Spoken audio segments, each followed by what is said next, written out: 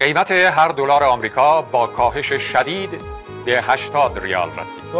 همچنین هر قطعه سکه تمام بهار آزادی با قیمت 4500 ریال در بازار معامله شد.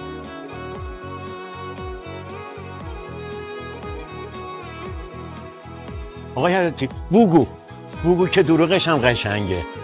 وزیر امور اقتصادی و دارایی اعلام کرد به دلیل ازدیاد منابع طلایی کشور طرح 2 سکه بخر 3 تا ببر در بانک مرکزی از امروز اجرا خواهد شد. 2 تا از 3 تا بگی مگه میشه؟ خودروسازان کشور نیز از هفته آینده پس فروش محصولات خود را آغاز خواهند کرد.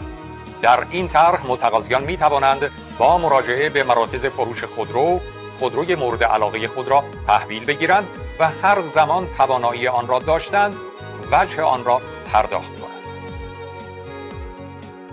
وزیر مسکن و شهرسازی اعلام کرد به مناسبت سال نو بعد از تعطیلات نوروز به هر زوج ایرانی سند یک واحد آپارتمان مبله 178 متری اهدا خواهد شد. بابا نامردا 190 متری گفته بودم.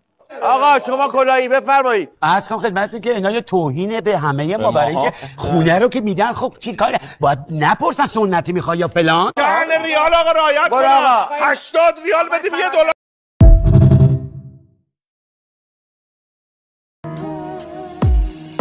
من که داشتم همه چی رو درست میکردم، ببین چرا منو کردی تو عمق بومتری قدم. شایدم میخواستی برات راهو باز کنم، من که کنار تو خوابیدم و موضوع شدم، کردم از آسمون اومده فرشته پیشم. از این به بعد دیگه چیزی بهت نمیگم، کنارش خوش باش، چیزی بهش نمیگم.